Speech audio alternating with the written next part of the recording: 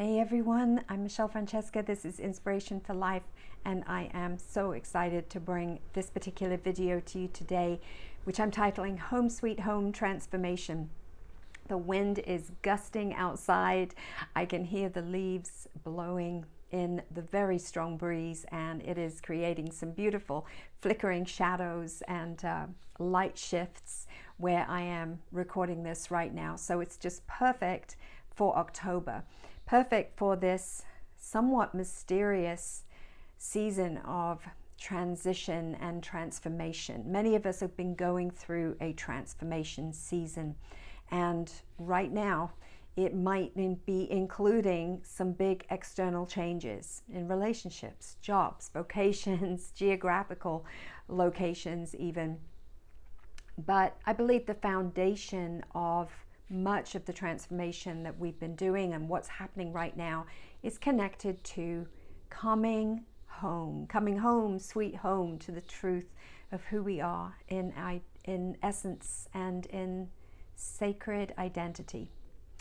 It's about aligning with our authenticity, our soul's mission and calling, and the truest values of our heart, not what we've taken on from other people, from the hand-me-downs, but what is really true for us. We're awakening to our divine origin. We're realizing that our value and our worth is in who we essentially are, not just what we externally do and what we have and what we've accumulated. And we're shedding the survival mentality loops that have kept us circling in versions of ourselves where we've missed the mark of our God-empowered nature and our beautiful potential, and versions of ourselves that for many are outdated now, and we're letting them go. This is the essence of our transformation. And I want to share in this video 3 pieces of writing that I feel speak poetically to this season of metamorphosis.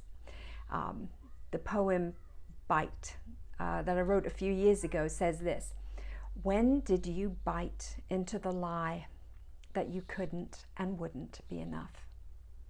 Where did you lay your soul to rest while you toiled neath a burden of shame? Who was there when life slapped you in the face and injected your dreams with poison? When did you close the door of your heart to avoid the risk of pain? Return in haste, empowered by faith, to the garden of your completeness. Cross redemption's crimson bridge and unite with yourself once again. Recognize the substance of your perfect inner being. Feed on the fruit of freedom's love, pure and without end. There is no place to lay our souls to rest when we are walking neath a burden of shame. A deep-rooted sense of guilt and ashamedness has been a foundation for the psyche of many for too long, for centuries. And we have heard a story, we have been fed a story that we not only ate the poison, but we are the poison, like an apple that's rotten to the core. Well, I think it would be fair to say that this soul-crushing version of mankind's story is currently up for review in a big way by many, and even those who formerly perpetrated it. And we're digging deep to question if it's true, or if in fact, if it's a deadening misinterpretation of ancient writings that has left us with a debilitating stain on our collective soul as humanity. I believe we're awakening to the reality that that crimson cord, that crimson bridge, some call it that silver cord of timeless connection to spirit, is unbreakable. God, life force, who bore us, who made, Hebrew Asa, became man in his own image and likeness, is faithful, never leaving us, never forsaking his own offspring extension. I believe the separation and disconnection that we have experienced is to the truth of who we are. That's the separation. That's the disconnection. We have been alienated and estranged in our minds because we bit into a lie that we were deficient, when in fact we are complete in God, ever unfolding like a scroll into the beauty of that revelation, whilst cultivating our world as a co-creative experience with the divine. And we're bringing that co-creative experience up to date by allowing it to become intentional rather than subconscious, default, operating, being charged and run from the viruses on our hardware, from the beliefs and the belief systems and mindsets that have kept us always under the thumb, down, not really fulfilling our full and beautiful, amazing potential. The truth is, nothing separates us from the love of God. We are home in the everlasting arms, and the fruit of freedom has been ours to feast upon all along. But ignorance has been like an elusive prison with a door that's actually open, and we could walk out anytime and experience the freedom that is fully ours to experience. So this leads me to the second piece of writing, which I will title Home. I wrote this very recently. It speaks to really occupying our own individual home, sweet home beingness in God. And it speaks to the centuries of misinformation and programming that's been like an invasion of trespassers, like trespassing viruses on the hardware of our essential personhood. I believe there's no better time than now for us to say this: I'm taking back all of my house and getting the trespassers out. I'm taking back all of the spaces and rooms to settle the truth of who I am. I'm vindicating my garden that wolves and robbers long trampled. I'm nurturing every flower and leaf and tending the roots of my inherent worth. I'm coloring every wall with mission and purpose and call. I'm decorating the floors and halls with liberty's footsteps, firm and tall. I'm sleeping in perfect peace on a bed with no self-deceit. I'm bathing in words that are healthy and pure, untainted by lies of a wormwood and its cure.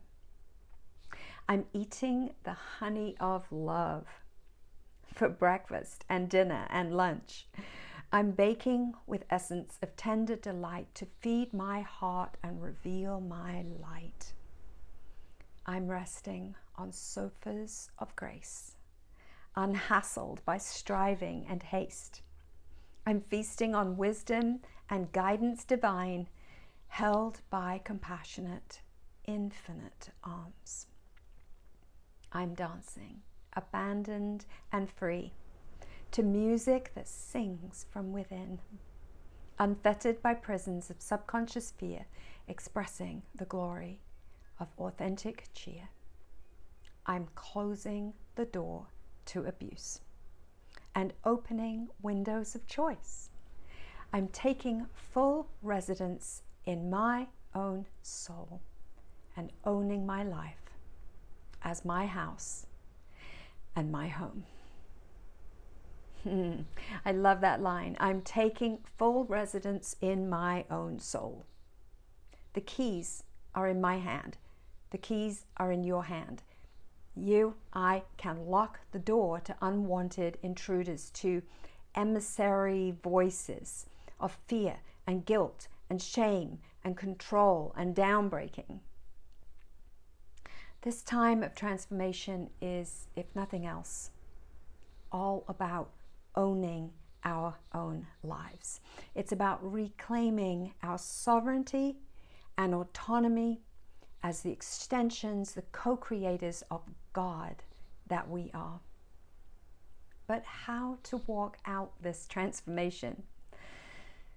Well, that brings me full circle to the third piece of writing, and the idea that the transformations we are walking out don't have to be harsh and divisive. They can be undertaken through soft steps, honest steps, honesty being the key. So here is soft, honest steps. At times, transformation announces its claim through sweeping reform or dramatic change. Yet moreover, it arises through soft, honest steps towards one's quintessence and authentic frame. It dawns as we advocate self-care and peace to loosen the noose of expressions that hurt. It blooms without toil as we choose to silence narratives and constructs that bind and usurp. Life's yoke was never intended to bruise. No points are gained through excessive burden. If the shapes we squeeze ourselves into make us weary, why would we choose to prolong our own pain? Why persist with the same old way if it fails to fulfill and resembles a chase? Let us heed the whisper of I am's plea. Come home, tender soul, to the temple of me. Well, we could, in some cases we might need to go careering through walls of resistance to effect some kind of change. We might need to shout and declare breakthrough or do something wild and drastic and bold, because many of us have been in chains for too long, and it will take that kind of daring. But I believe one of the boldest things that we can all do to effect sustainable change is to get very honest with ourselves, honest in the depths of our souls. We may need to look at things like, where am I not taking responsibility for my life? Where am I leaving it to people outside of me or things outside of me to kind of roll the dice and decide whether I go up the ladder or down the chute? Where am I blaming things outside of myself for where I am right now, rather than doing my own soul work and being the change that I want to see? Where am I reliving patterns of self-sabotage? Perhaps honest steps might include asking ourselves, where am I clinging to a crumbling paradigm, a crumbling system that's not working because I've convinced myself that it's safe and secure, when deep down I know it isn't? Where am I not believing in myself, affirming myself, building myself up? Where am I dependent on external validation to do the things I need to do, or to be what I need to be, who I really am? Where am I not trusting myself and following my own inner guidance? Honest steps or questions might include, where am I looking for permission to be me when I've had permission all along? Somehow I bought into a codependent program, perhaps to substantiate a sense of self-worth, when worth was my birthright all along. Where am I procrastinating? What's the fear at the bottom of that avoidance? Why am I beating myself up, treating myself harshly, rather than offering myself nurturing, loving self-care? Do I have an image of creator that is primarily militant, masculine, patriarchal? Is it time for me to rest back into the loving arms of the mother who delights to hold me, nurture me, feed me, care for me? Am I squeezing myself into shapes that hurt, or into rhythms and false, outdated obligations that deny my authenticity? Why do I feel like I'm not enough? Why? What do I really love, need, and want most in my life? And do I have? Will I stand in the courage that is needed to stand fast for those renewed values? This is the kind of bold honesty. It's working with the inside first so that the outside naturally aligns with what is emanating from within us. It's the kind of bold honesty that leads us toward our quintessence and our authentic frame. And such investigation is best done in an environment of grace and kindness. Well, we started this message with the thought, when did you bite into the lie that you couldn't and wouldn't be enough? And perhaps this is a question is a good starting point in reclaiming your temple, me reclaiming my temple as a safe home, sweet home. Well, for this kind of home, sweet home transformation, I want to suggest that you take a moment this week to pull up a chair at a table of unconditional love. Pour yourself a large cup of grace. Shut judgment, self-judgment, condemnation out of the house. Say you're not welcome at this table, and sit down to feed from a tree of life that is entirely for you, and not against you. And see what soft, honest steps you might delight to take that will lead you home to a life that is genuinely fulfilling. Well, this has been really a special broadcast for me, because I have intertwined some of my greatest loves, my writing, my poetry, getting to share, hopefully inspiring you in this Inspiration for Life time. And I hope that you will check out my other videos, like, subscribe, share, and I very much look forward to seeing you next time. Live inspired.